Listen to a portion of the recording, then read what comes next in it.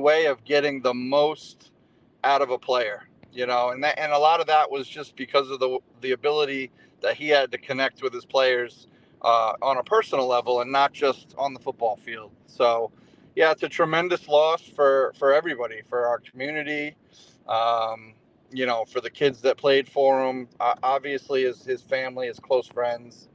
Um, so it's been tough. I mean, I lost my father in March, also to cancer, and it's a terrible disease, and I think everybody now has been touched by it at some point or will be, which is unfortunate. But he fought just the way he coached, which was never give up, and I think he well outlived maybe the early expectations, and he was willing to try anything. And um, so of course, when he finally passed, it hurt. It hurt bad. It still hurts. I was doing just fine when I hopped on the podcast, and then I saw some of those videos. I got a little choked up, but yeah, he meant an awful lot to an awful lot of people, including me, and um, it's a tremendous loss for us. But I appreciate you doing this tribute. I mean, I think it's I think there's a lot of people that know of the legend of Coach Bell. Maybe didn't know him well, but it'll be nice to have this out there, and I know probably healing for some people as well. So thanks a No, bunch for doing that. absolutely. And like I said, I never really met Coach Bell, but I heard a lot about him. Ryan McCormick, is a good friend of the show, and he loved the man, from his words. Yeah, Mike Green talked highly about him, and I just yeah, his passion, his crazy train moments, just the passion that the man had.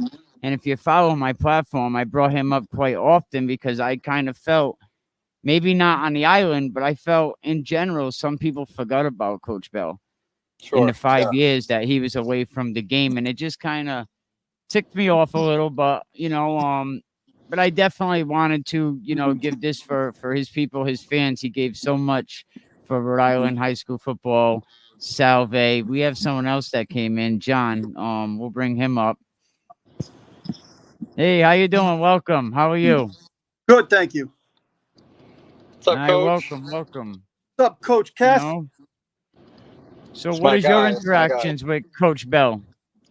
I was fortunate enough to work with Coach Bell for 6 years at Salve when he was the head coach, and then I worked with him at Middletown for I think it was another 6, and he was actually my department head at Newport Public Schools for I think it was close to 20 years.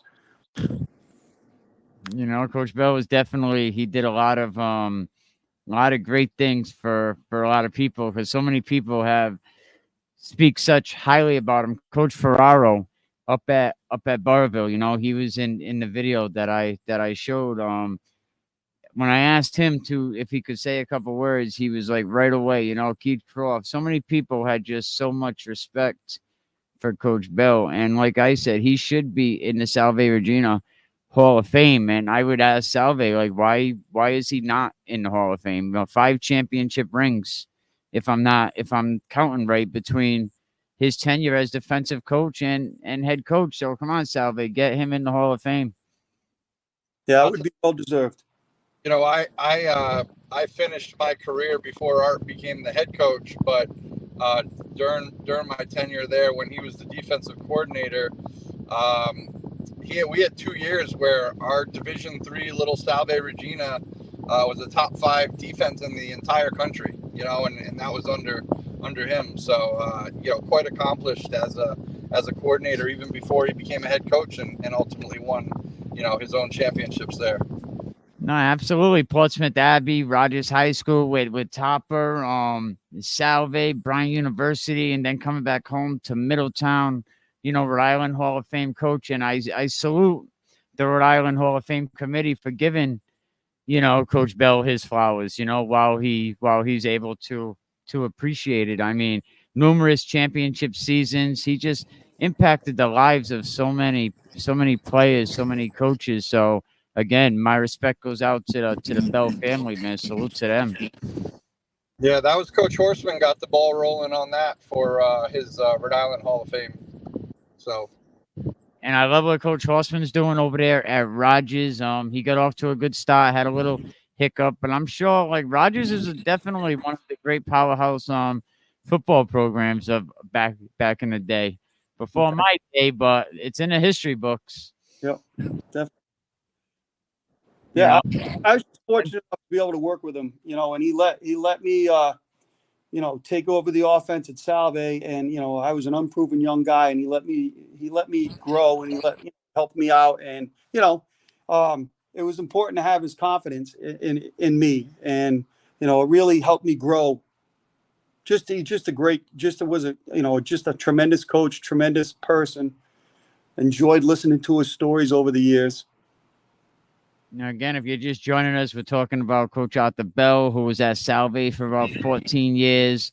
With the first 8 years, defensive coordinator, and then 6 years as the head coach, defensive coordinator, won 4 straight New England Football Conference champions in 96, 97, 98, and 99. And if you notice, Cornbread, Ryan McCormick basically took over the blueprint of what Salve was doing, and now they're doing it at UMass Dartmouth. They're bringing in a lot of Rhode Island football players, and it's working, man. Rhode Island, like I'm telling you, like Ryan says, let all the recruiters stay where they're at, but yeah, they're definitely eating 97 season defensive coordinator at Salve. He was the architect of the #1 statistical defense in the nation in all of college football, according to College Sports, allowing only 71 yards a game in total on offense from 92 to 99 as a defensive coordinator at Salve, and never had a losing season. Now that's something to talk about. Tell us some stories about Coach Bell, something that maybe a side of him that people don't really know. Coach Kessler got a smile. I know he's PG-13, Matt.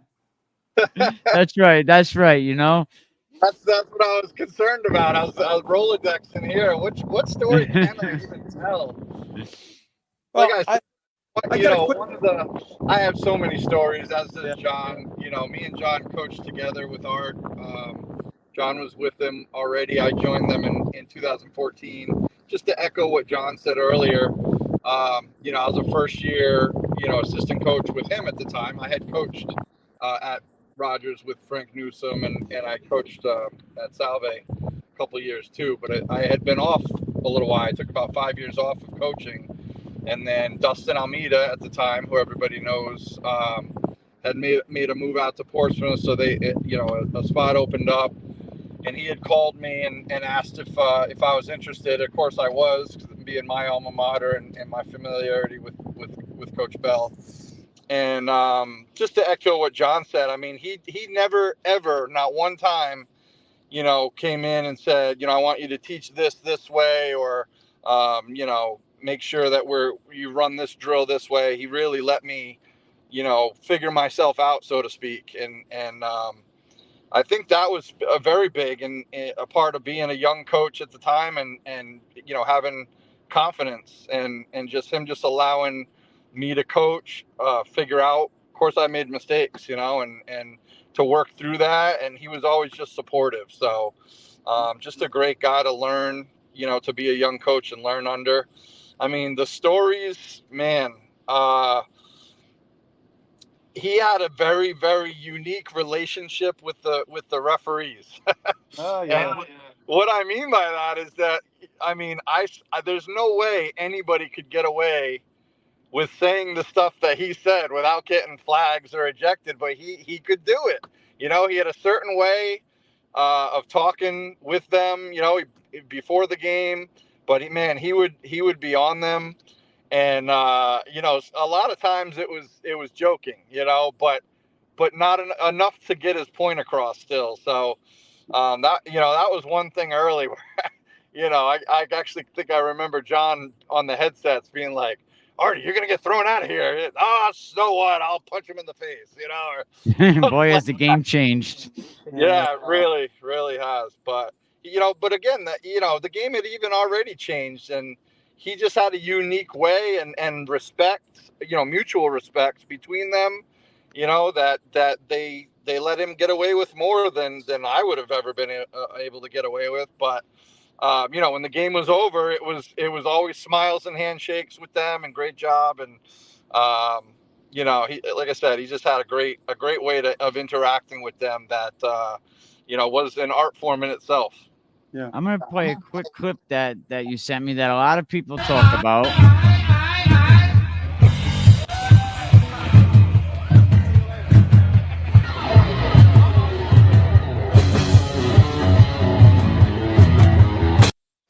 And I know he done that at a lot of games, before the games, at the parades. How pumped up did the crowd get when Coach Bell would do that? Yeah, Crazy Train's his song. Matter of fact, John and I have been talking, and we have some plans for our season opener with each other, right at Middletown, which is very apropos, I think. And the fact that we're playing with Art passing is an incredible opportunity for us to pay tribute to him, have a night of remembrance, but also we'll be doing some things there, that including Crazy Train, which I think is gonna highlight him and the impact that he had on the community.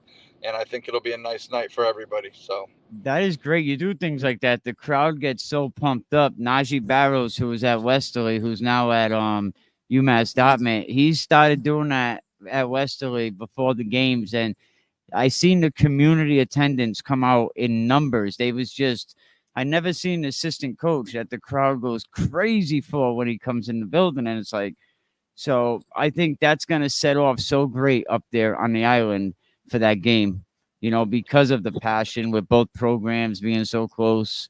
The connection Coach Bell has with them programs on the island. It's going to be crazy. Yeah, one thing that's really cool that I guess I didn't really realize until he passed away, and I was just kind of reflecting on everything. And all three island head coaches were at one time coaching under Coach Bell.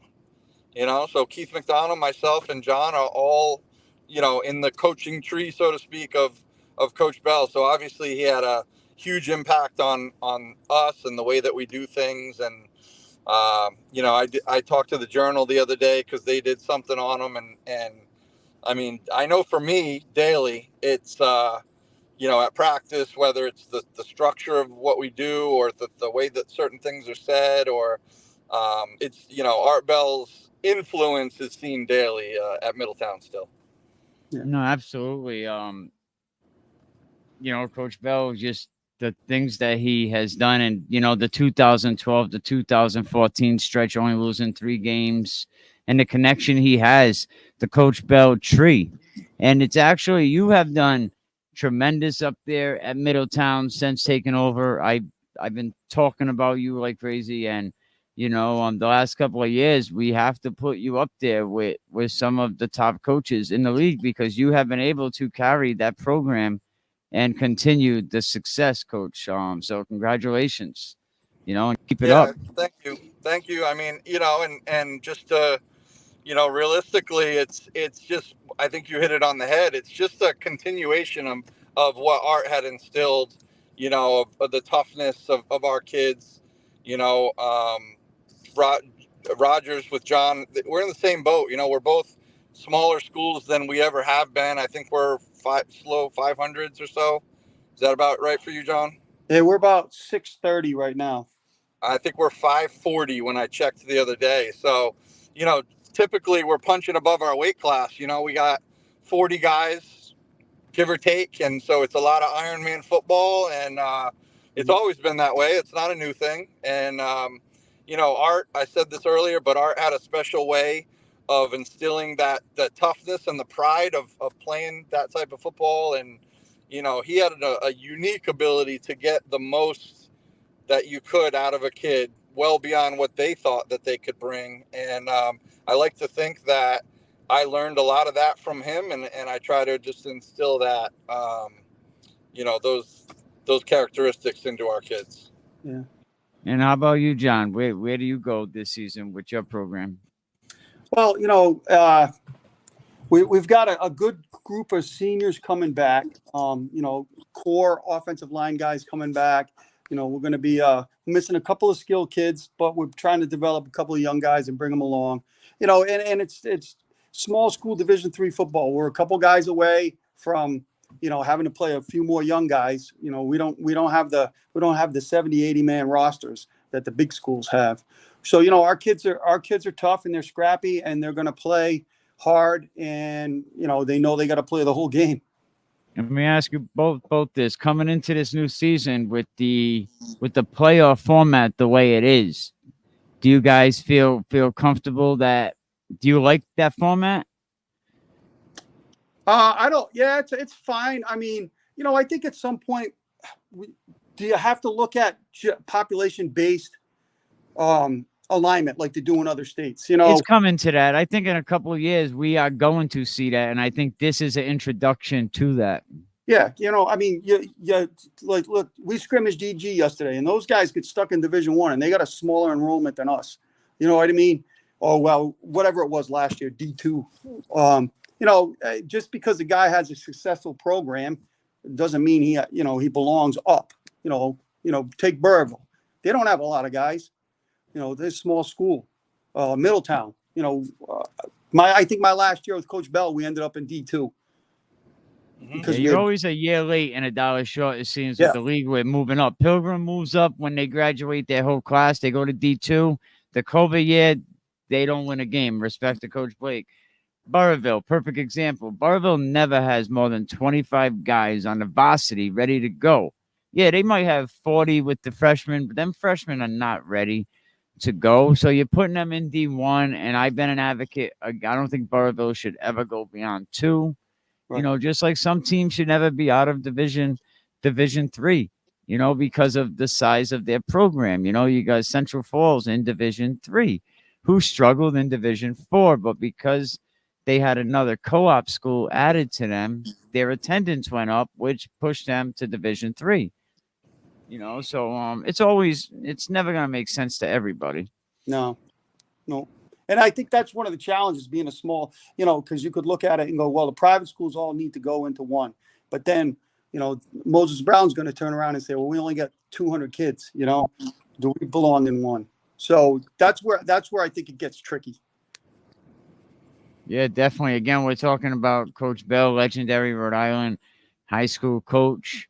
They've done many, many great things through the 2012-14 season. Only lost a couple of games, like I had